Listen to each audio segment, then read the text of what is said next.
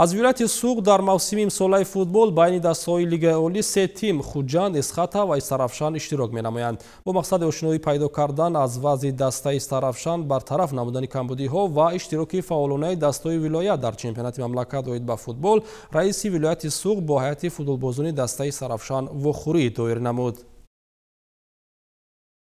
رئیس ویلایت سوغد، رئیس فدراسیون فوتبال ولایت رجبای احمدزاده با هیئت دسته کلوب فوتبال استرافشان وخوری دایر نمود. رهبر ولایت ضمن برآمد خود قید نمود که فوتبال یکی از عمومی‌ترین نمود ورزش به حساب رفته، آن نه تنها همچون پدیده ورزشی بلکه همچون پدیده سیاسی اعتراف گردیده است. از این رو پیشوای ملت محترم امام علی رحمان ورزش را همچون رکن مهمی سالمی جامعه ارزیابی نموده، جلب عامه وسیع مردم و خصوص نوجوانان و جوانان را به این نمود ورزش بسا ارزشمند می‌شمارند. در نوبت خود فوتبال از همه نمود معمول و دوست داشته‌ترین عامه بوده، مکانیزم مهم برای انکشاف جسمانی و روحی و تربیت شخص، علل خصوص نوجوانان و جوانان و جلب اهالی به تربیت جسمانی میباشد. قید کرده شد که امسال در لیگ عالی کشور از ولایت سوغد سه دسته خوجند شهر خوجند، استرافشان شهر استرافشان و دسته فوتبال اسخطه خوب‌آزمایی نموده جهت عمومی گردانی فوتبال در جمهوری سهم خود را می‌گذارند. ذکر گردید که در تاریخ کلوب‌های فوتبال تاجیکستان کلوب فوتبال استرافشان شهر استرافشان یکی از قدیمی‌ترین کلوب‌ها به شمار می‌رود.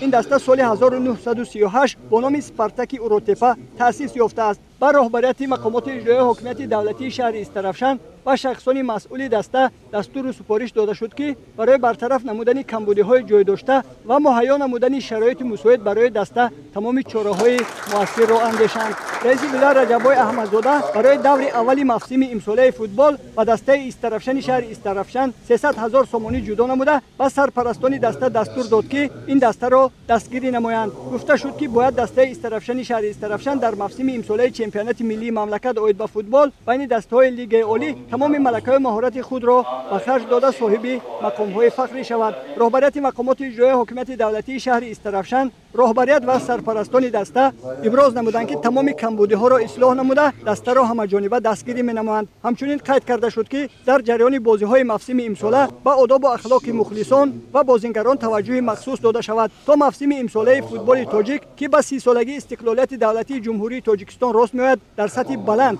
جنبش کرده شود.